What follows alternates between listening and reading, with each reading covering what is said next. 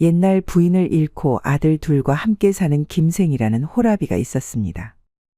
그는 힘들게 농사를 지어 두 아들을 장가보내고 혼자 살고 있었죠. 그는 그동안 아들 둘을 키우느라 재혼 생각도 하지 않고 아이들을 위해 희생하며 살았습니다. 하지만 다 키운 아들들을 장가보내고 나서 홀로 남으니 문득 외롭다는 생각이 들었습니다. 그리하여 아들들을 키우느라 생각도 하지 않았던 재혼을 고려해 보았지만 주위에 자신의 마음에 쏙 드는 과부가 없었습니다. 그래서 매일같이 농사일을 하며 혼자 밥을 차려 먹는 외로운 생활을 이어나갔죠. 그러던 어느 날 한 여인이 화장품을 사달라며 김생을 찾아왔습니다. 그녀는 장사보다 기생일에 더 어울리는 엄청난 미모를 갖고 있었기에 김생은 그녀에게 어찌하여 화장품을 팔러 다니느냐고 물었죠. 아니 그나짝이면 부잣집에 재가를 해서 평생을 먹고 살 수도 있었을 텐데 뭔 사정이 있길래 이리 힘들게 매분구 일을 하십니까? 그 말에 여인은 말했습니다. 아이고, 그리 좋게 봐주시니 감사할 따름이네요. 물론 영감님 말씀대로 저 좋다는 남정네가 여럿 있었죠.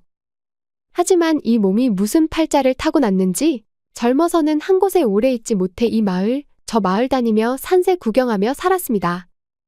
그렇지만 이제는 그런 생활도 지쳐서 어디 한 곳에 정착해 살고 싶은데 나이를 먹어서 그런지 절 받아주는 곳이 없지 뭡니까? 맘 같아서는 어디 혼자 사는 호라비한테 재취해서 살고 싶네요.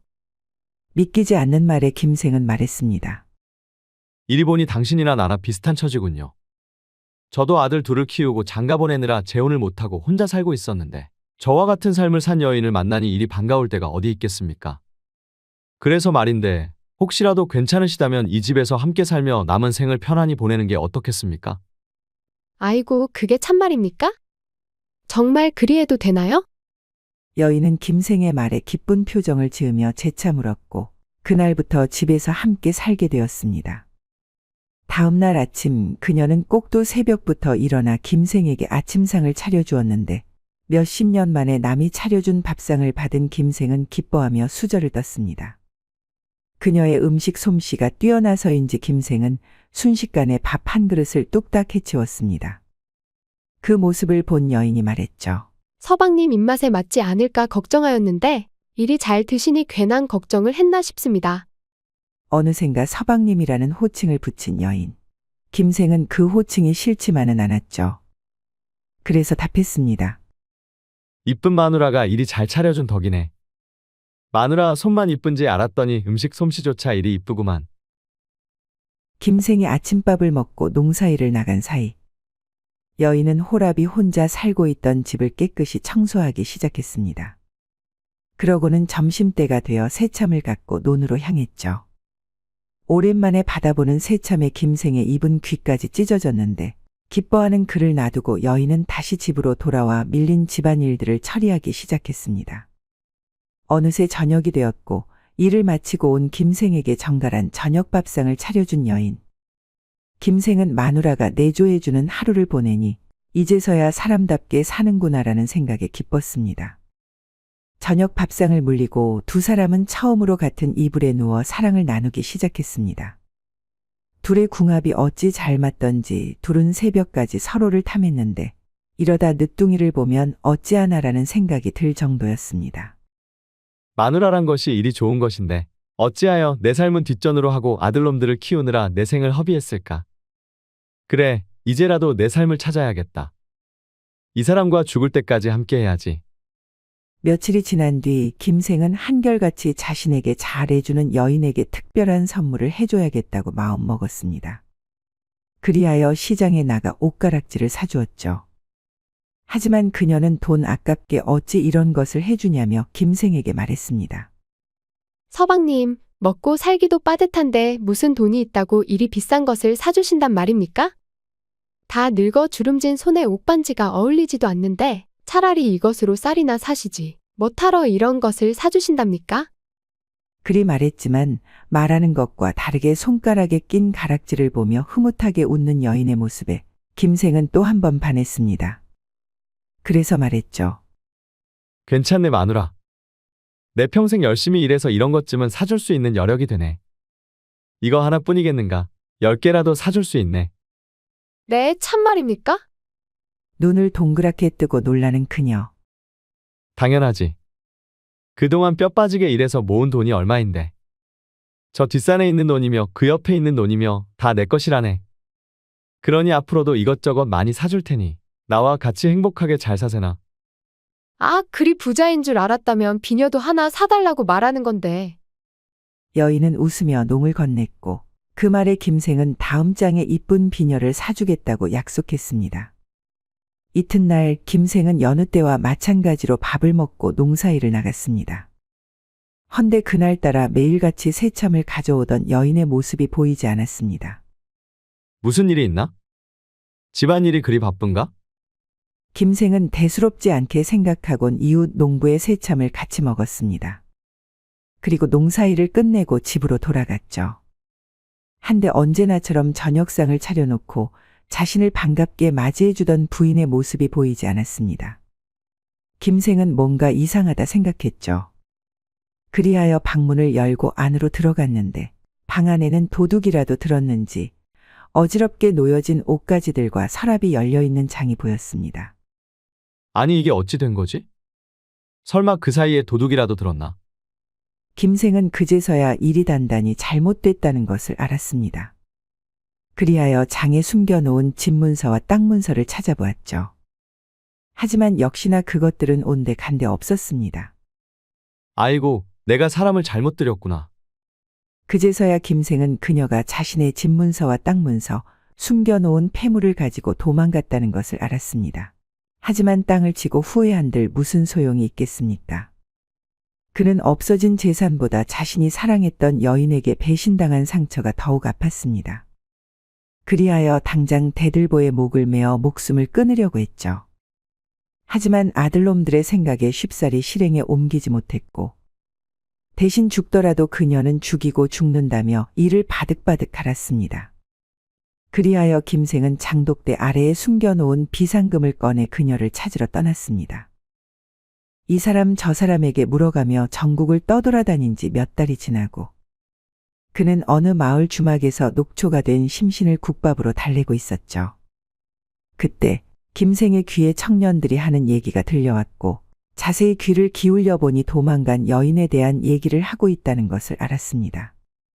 저기 최진사 댁 어르신이 새 장가를 들었는데 그게 엄청난 절세 미인이라고 하더라고. 그래? 어찌하여 그 여인을 알게 됐는데?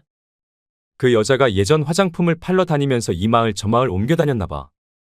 근데 마침 최진사 어르신네 들렀다가 둘이 눈이 맞아 살림을 차린 거지 뭐야. 그 말을 들은 김생은 국밥이 입으로 넘어가는지 코로 넘어가는지도 모를 정도로 허겁지겁 삼키고는 주모에게 최진사 댁이 어디냐 물어보았습니다. 그의 물음에 주모는 친절하게 집을 가르쳐 주었고 김생은 그 길로 낫 하나를 사들고는 최진사 댁으로 향했습니다. 도착해서 본 최진사네 집은 엄청나게 큰 기와집이었습니다. 하지만 김생은 주눅들지 않고 대문을 발로 차며 마님에게 볼 일이 있다고 소리쳤습니다. 그러자 노비가 나와 화를 내며 말했습니다. 아니, 미친놈이 우리 어르신 댁 대문을 발로 차느냐? 여기가 최진사 어르신 댁인 걸 모르느냐? 한 번만 더 그리 찾다가는 발모가지를 분질러 버리겠다. 최진사건 개진사건 내 놈이 자신 있다면 어디 그리 한번 해보거라. 대신 내 발목이 먼저 분질러지나 아니면 내 놈의 모가지가 먼저 떨어지나 알아보자꾸나. 김생은 악에 받쳐 금방이라도 노비의 목을 낫으로 썰듯 노려보았습니다. 노비는 그의 눈빛에 잠시 주춤거렸죠. 그때 밖이 소란스러워서인지 마님이라는 여인이 나와 꾸짖으며 말했습니다. 무슨 일이길래 이리 시끄럽느냐? 현재 어르신이 출타 중이라고 내 놈이 아나무인으로 마구 떠들어대는 게냐? 그리고 미친놈은 어서 매로 다스려 내쫓아야 하지 않겠느냐? 죄송합니다, 마님. 다만 저 차가 무턱대고 마님을 찾으면서 대문을 발로 차길래 어쩔 수 없이 큰 소리를 냈습니다. 노비의 말에 김생의 얼굴을 본 여인은 깜짝 놀라 말을 잇지 못했죠. 그 모습을 본 노비가 말했습니다. 마님, 아는 사람입니까? 노비의 물음에 정신을 차린 건지 여인은 금세 표정을 누그러뜨리고는 김생을 보며 말했습니다. 아이고, 오라버니, 제가 재혼을 했다는 소식에 한달음에 오신 것 같은데 아무리 그래도 기별을 하고 오시지 그러셨어요. 아, 여서 이러고 있을 게 아니라 어서 방으로 드시지요. 김생은 그녀가 오라버니라 부르며 자신을 반가워하자 몹시 당황했습니다. 그리고 어느샌가 그녀의 손에 이끌려 방 안으로 들어가게 됐죠. 하지만 여기서 그녀의 기에 눌릴 수 없다 생각한 그는 손에 들려있던 낫을 다과상에 내리찍으며 무서운 표정으로 말했습니다. 내년이 내 전 재산을 들고 도망친 것도 모자라 어느 멍청한 부잣집 영감을 꼬셔 마님 행세를 하고 있다니. 처음에는 너를 죽이려고 동네방네 찾아다녔지만 일이 잘 사는 것을 보니 최진사라는 양반에게 그동안의 진실을 말하고 내년을 쫓아내게끔 하는 것이 더 좋겠다는 생각이 든다. 그러자 여인이 커다란 보자기를 상에 내려놓으며 말했습니다. 오라버니, 이제서 지나간 일 말해 뭐 하겠습니까? 제가 재물을 훔쳐 달아나긴 했지만 그것으로 인해 이렇게 좋은 집안의 마님 자리를 꿰차게 되지 않았습니까? 그러니 그동안의 모든 것은 저를 위한 투자라고 생각하십시오. 그리고 자, 이것을 보십시오. 제가 오라버니께 가져간 돈의 3배입니다. 그러니 이 돈으로 지나간 일은 잊고 다시 새 살림을 시작하는 것이 어떠한지요? 이 돈이면 몰락 양반집의 딸과 재혼할 수 있을 정도의 큰 돈입니다. 이까지 돈으로 내 울분이 풀릴 줄 아느냐? 그러자 여인이 화를 내며 말했습니다. 그럼 저를 죽이고 관아에 잡혀가시던지요. 아니면 저희 정체를 고하고선 빈손으로 돌아가시던가. 한데 그리하면 뭐 하나 이득될 것 없지 않습니까?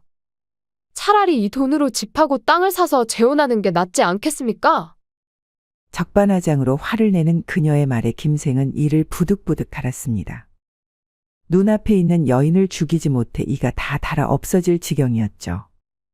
그렇지만 가만 생각해보면 그녀의 말도 일리가 있는 법. 김생은 고민하고 또 고민했습니다. 그리고는 결국 보따리를 가지고 뒤도 돌아보지 않고 집을 빠져나왔습니다. 김생이 나가는 뒷모습을 본 여인은 오라버니, 그동안 기별을 못해 죄송했습니다. 한데 앞으로도 소식 전해드리기 힘들 것 같아요. 그러니 하는 말인데 앞으로도 만수무강하십시오. 라고 말했습니다. 그녀의 철면피 같은 모습을 본 김생은 질색하며 집으로 돌아갔습니다. 등에 짊어진 보따리 때문에 발걸음이 무거운 건지 아니면 재물에 눈이 멀어 사람을 벌하지 못한 마음 때문에 무거운 건지 자신도 알아채지 못하고 말이죠. 이상 야담 설화였습니다. 구독과 좋아요, 알람 설정 부탁드리겠습니다. 감사합니다.